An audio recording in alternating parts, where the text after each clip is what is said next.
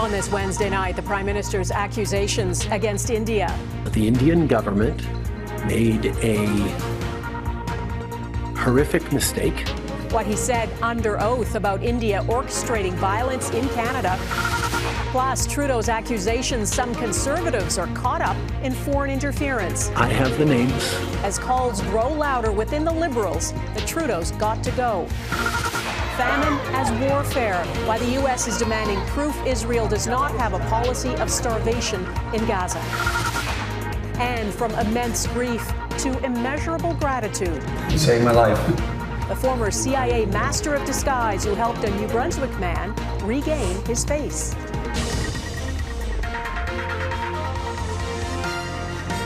Global National with Donna Friesen. Good evening and thanks for joining us. There are new revelations and accusations related to foreign interference in Canada. Prime Minister Justin Trudeau spent hours testifying at the federal inquiry into foreign interference today. He said there are ever clearer indications India has violated Canada's sovereignty.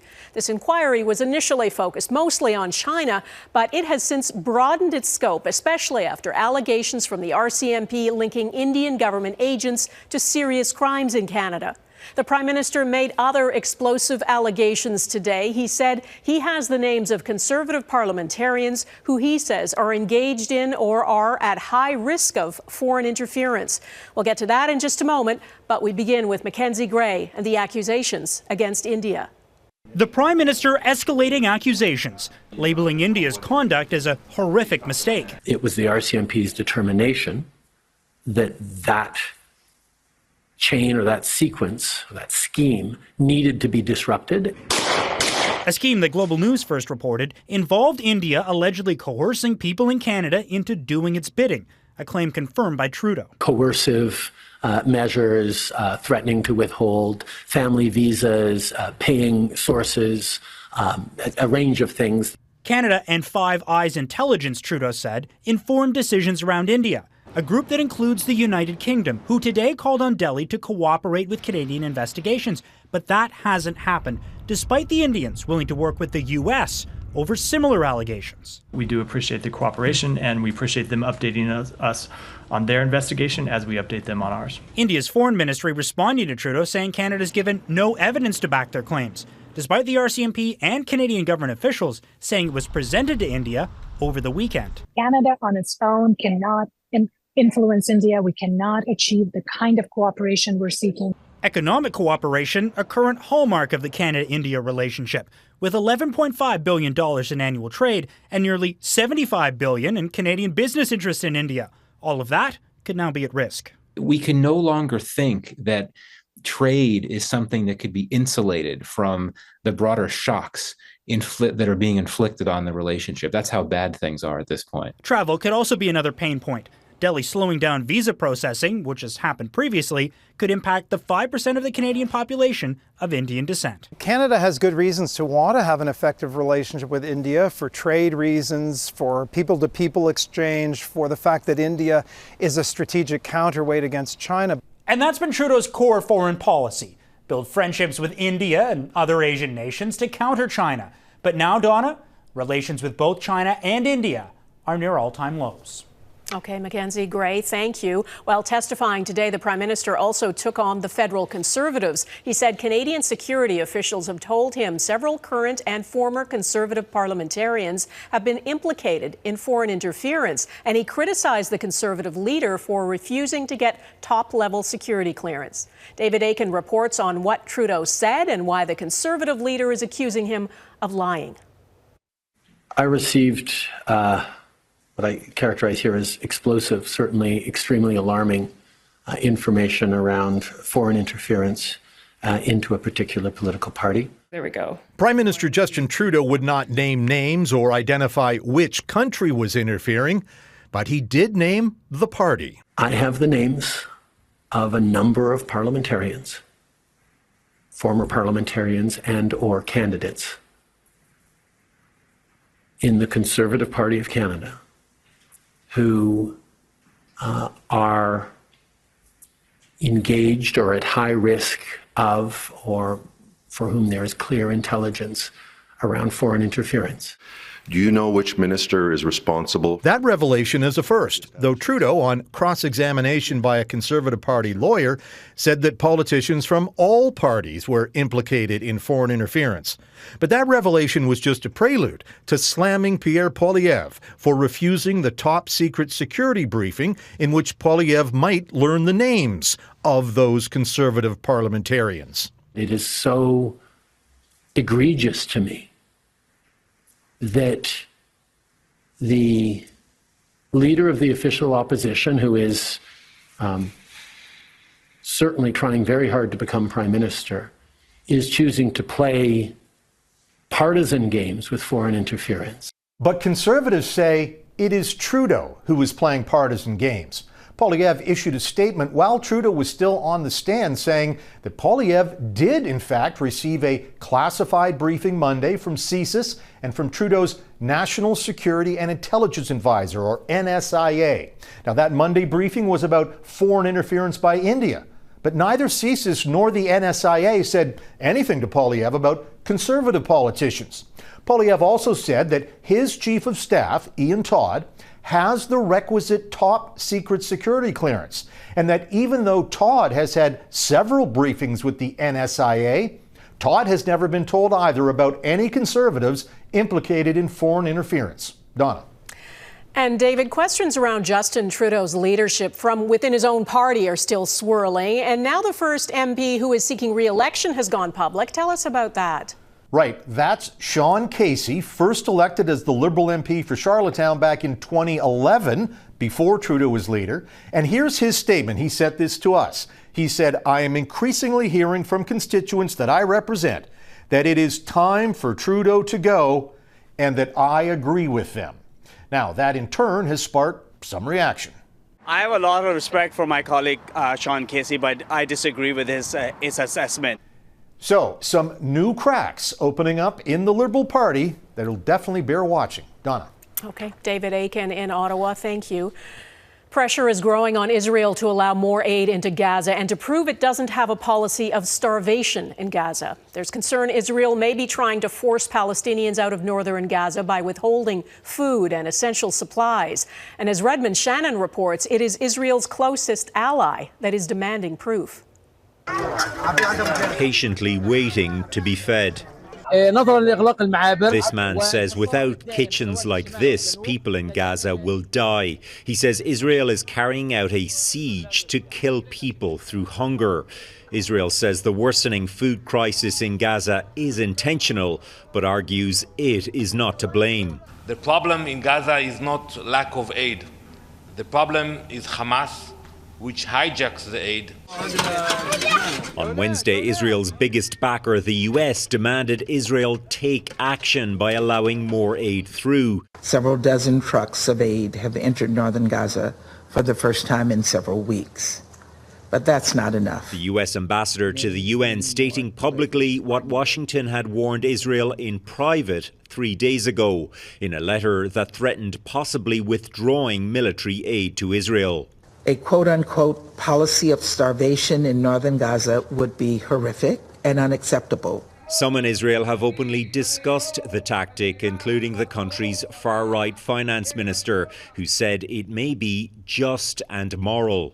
The government of Israel has said that this is not their policy. We will be watching to see that Israel's actions on the ground match this statement.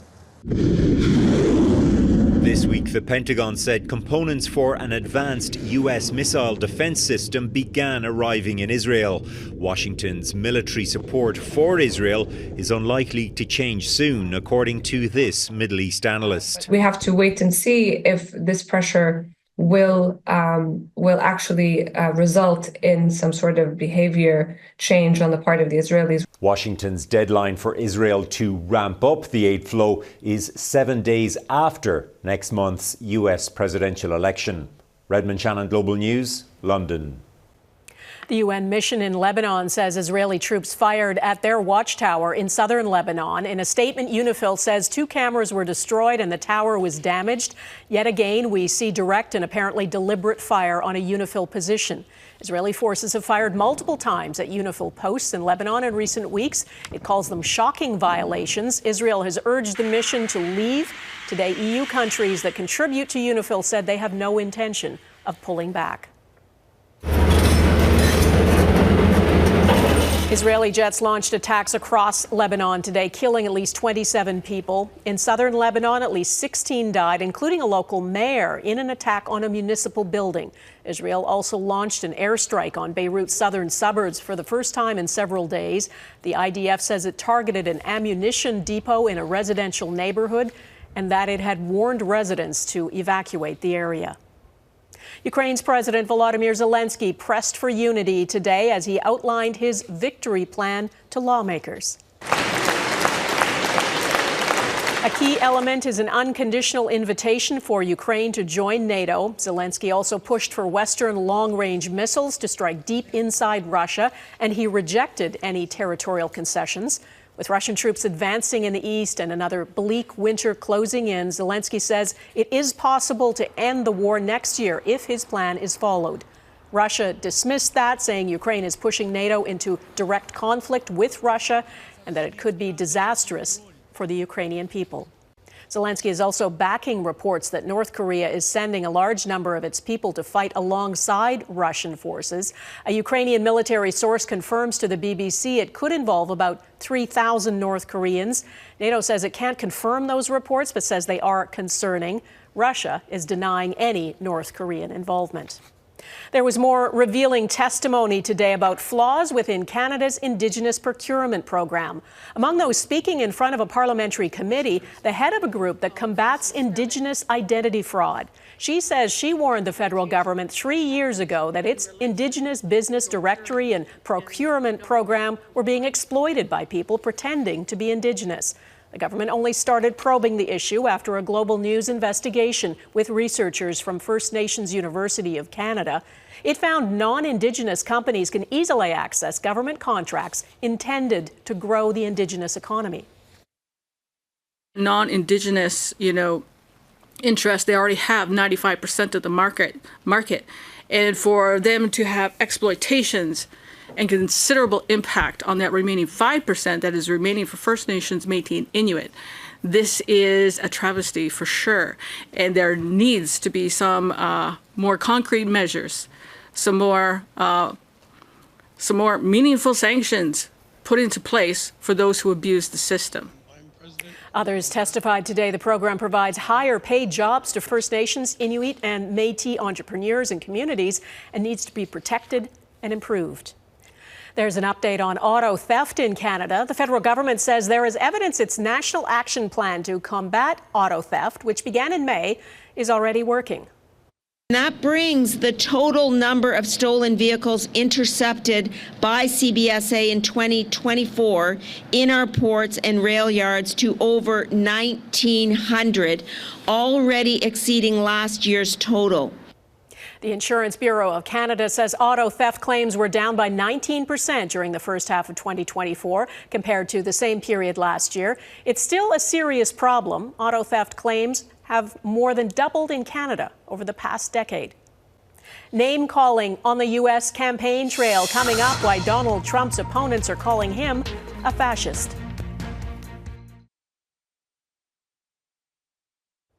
Former U.S. President Jimmy Carter had said he wanted to live long enough to vote in the 2024 American presidential election, and he got his wish. Today, he cast his ballot. Carter turned 100 years old earlier this month. He told family members he was trying to make it to vote for Kamala Harris. The Carter Center confirmed in a statement the former president voted by mail in the second day of early voting in his home state of Georgia. With just 20 days to go until Election Day, Kamala Harris's Republican rival, former President Donald Trump, is doubling down on his attacks, calling Democrats and political rivals the enemy within. And as Jackson Prosco reports, Trump's opponents are now openly calling him a fascist. Rarely has a presidential candidate campaigned with members of the opposing party. I'm a Republican, and I am proud to be with you here today. But nothing about this campaign is normal. And so Kamala Harris took to the stage with a group of exiled Republicans to sound the alarm about Donald Trump. Anyone who tramples on our democratic values, as Donald Trump has, must never again stand behind the seal of the President of the United States. It's Trump's actions and words that are the worry. And it is the enemy from within, and they're very dangerous. They're Marxists and communists and fascists. Wednesday, the former president doubled down in his attacks, making it clear he sees mainstream Democrats as a domestic threat. The Pelosi's, these people, they're so sick and they're so evil. They're the threat to democracy. Earlier this week, Trump even suggested deploying troops against his rivals. It should be very easily handled by, if necessary, by National Guard, or if really necessary, by the military. This is the definition of fascism. Retired U.S. Army Major General Randy Manner is part of the chorus of high-ranking former military officers who warn Trump and his backers are a threat to democracy. They're all fascists by definition. I'm not calling them names. I'm using the label out of the dictionary. Any American voter who votes for him is supporting fascism. That's clearly not how Trump's supporters view their candidate. He's still in a statistical tie with Harris in the polls. Back on the trail, both candidates are digging in, leaving voters to face one of the starkest choices at the ballot box in a generation. Jackson Prosco, Global News, Washington. Former One Direction singer Liam Payne has died after falling from a hotel balcony in Buenos Aires, Argentina. Crowds of people have gathered outside the hotel where it happened. Police say the 31-year-old fell from the third floor. One Direction formed in 2010 and became one of the biggest boy bands in the world. Payne was one of its main songwriters, and the band sold more than 50 million records. It went on hiatus in 2016. Payne had talked about addiction and mental health and how he'd gone into rehab in 2023. Ahead, the new look for a new mission to the moon.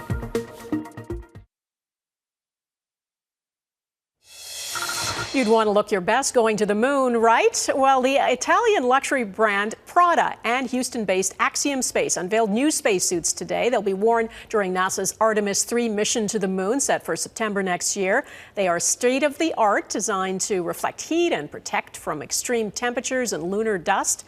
The Artemis 3 mission is set to be the first moon landing since Apollo 17 in 1972 and will fly the first woman and the first person of color to the moon. A highly anticipated mega museum next to Egypt's Giza pyramids partially opened its doors to visitors today. It's more than 20 years in the making. The sprawling 48-hectare Grand Egyptian Museum welcomed about 4,000 visitors today. It's a trial run before the grand opening. The project has been repeatedly delayed, including by the pandemic. It's cost more than $1 billion. More than 100,000 artifacts from ancient Egypt will be on display in what the Egyptian government calls the world's largest museum dedicated to one civilization. Finally, a reflection of himself. Next, the facial prosthetic that changed a New Brunswick man's life.